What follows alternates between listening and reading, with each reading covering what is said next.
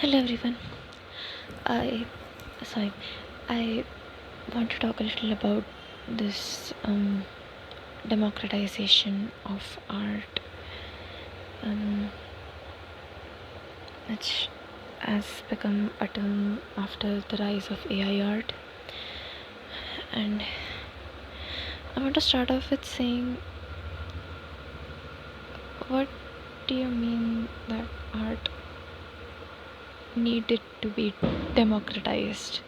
Because okay, what is the main thing we associate democracy with? People rule, yes, and that anyone can run for the position, right?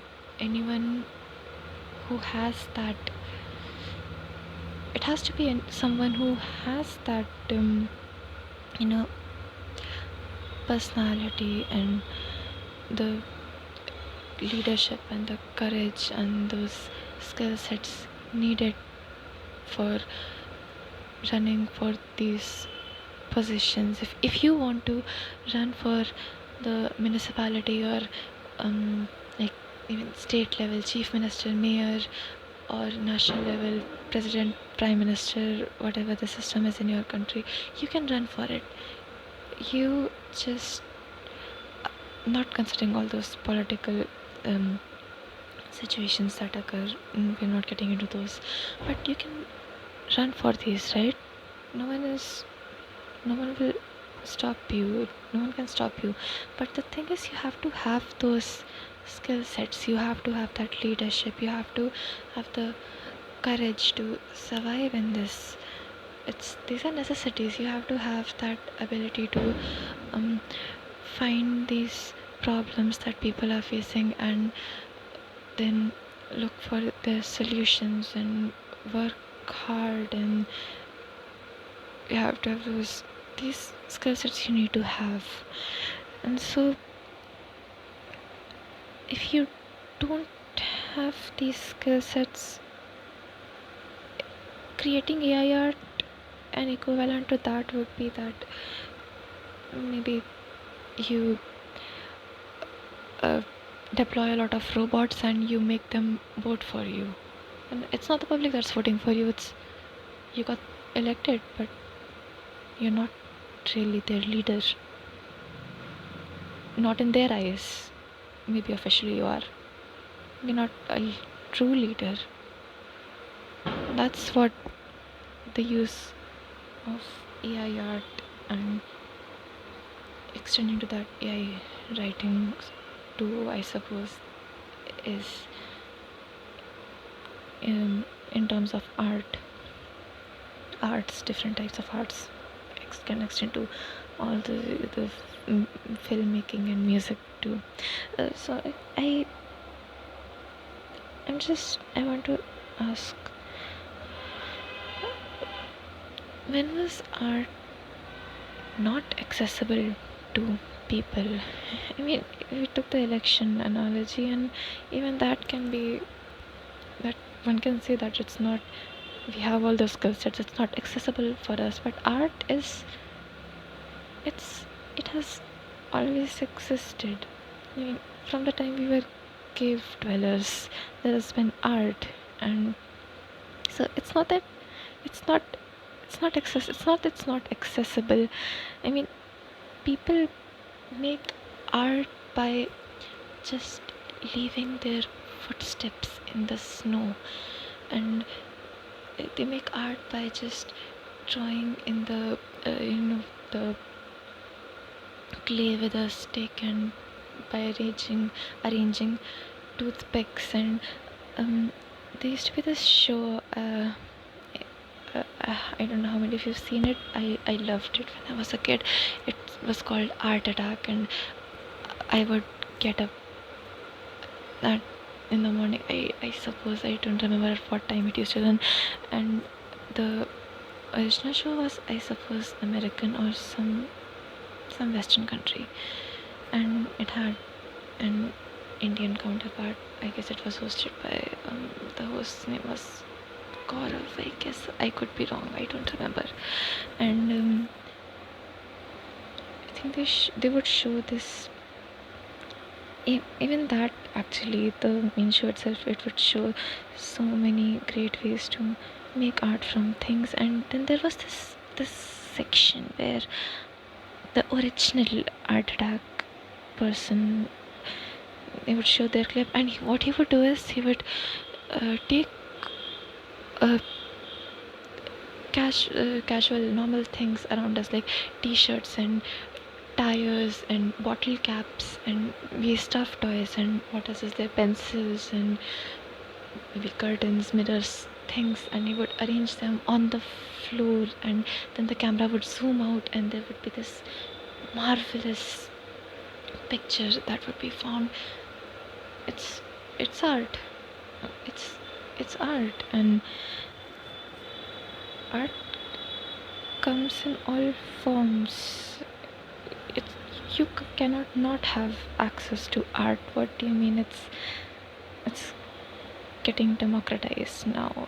You just refuse to learn the skill sets you needed to express yourself in the way you desired. And I mean, for once, science could have had this argument, because science can be gate kept. I don't think it is. I know a lot of people don't have access to good education. That is a different topic in its own, but it's not gate kept. It's not gate kept for a certain section of society. When it is actually possible to gatekeep science, because that requires you knowing what the people who came before you, who came before us all, what they discovered, because science is discovered, art is created. How can art be gate kept? How does it need to be democratized? It's it's a completely wrong, it seems to me like a completely wrong usage of terms. I mean, and now I also want to touch upon why I feel this AI art trend and AI writing trend is wrong. And I want to make this clear that I'm not talking about all those areas where it's actually used for good purpose, like for creating, like just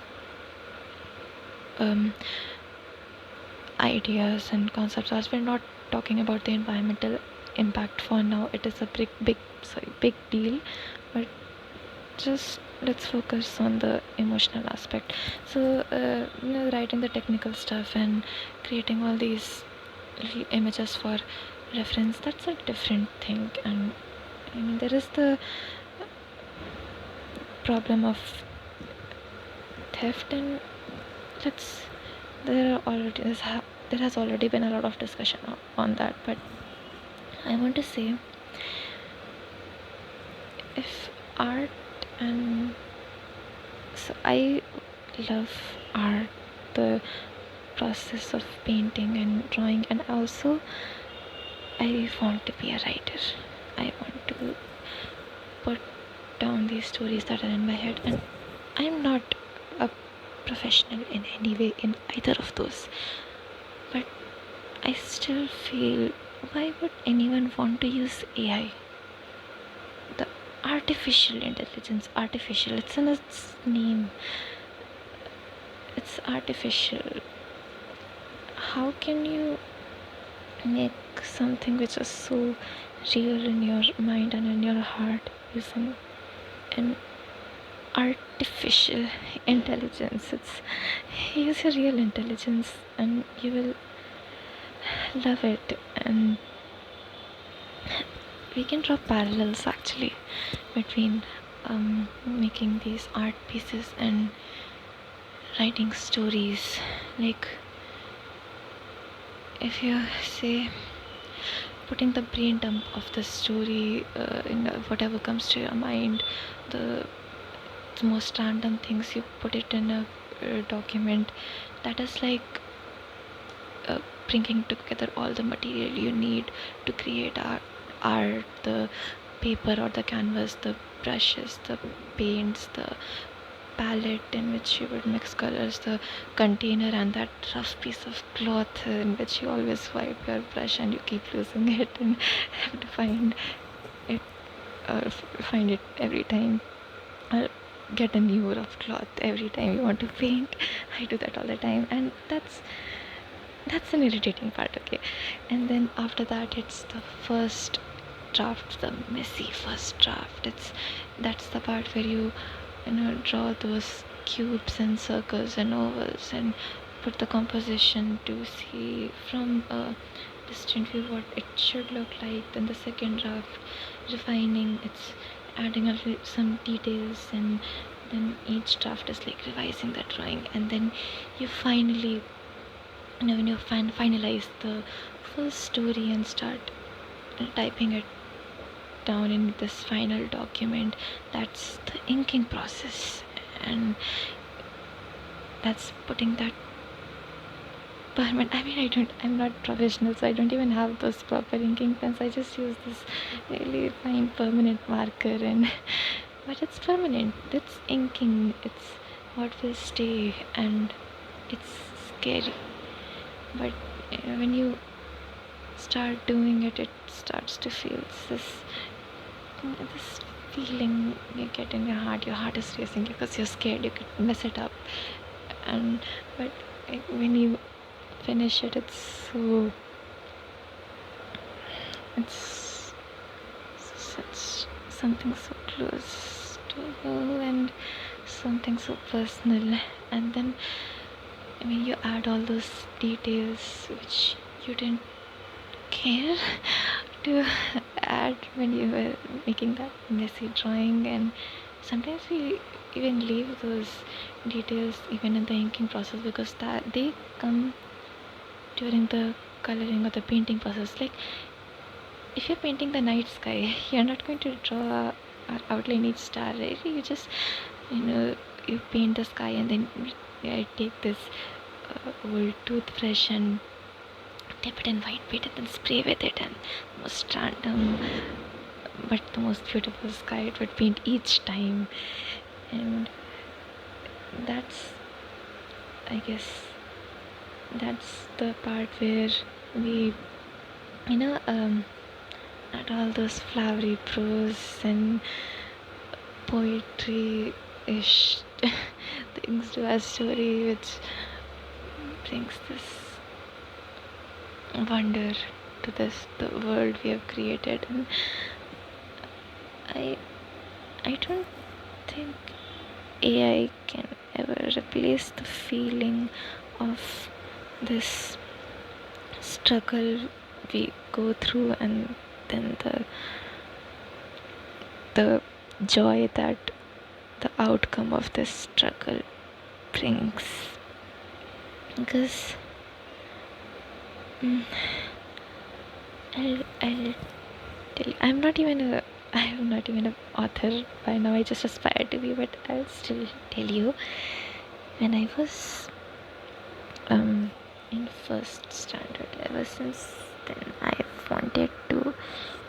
I always kept imagining these stories in my head, and you all have watched Doraemon, right?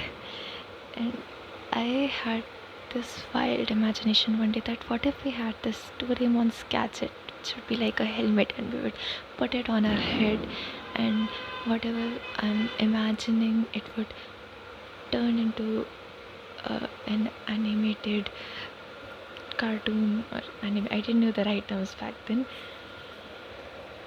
and it would just come to life in front of me, and I would be able to watch it on the TV.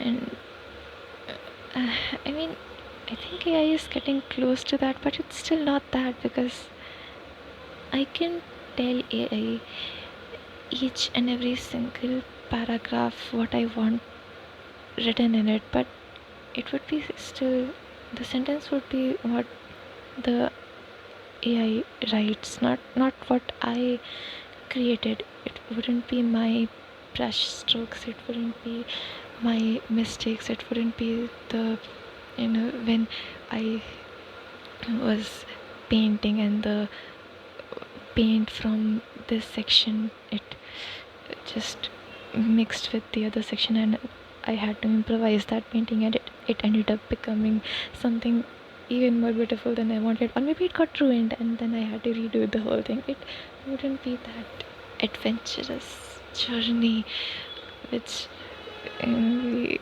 embark on. And I don't understand why anyone would want to miss this adventure, because I don't know why I don't know why if I'm even qualified to say this, because I really haven't written any stories, but I have a lot in my head, and many of which have been stuck in my head for years, many years. And I can tell you, it's like going on an adventure with these characters, with each and every character of this story, and same with painting. And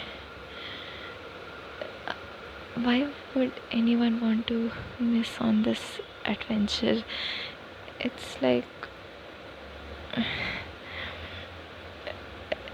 you it's like you need to get the treasure, and you have either the option of traveling through all these villages and meeting all these people and solving their problems on the way, and having this final fight with the dragon, and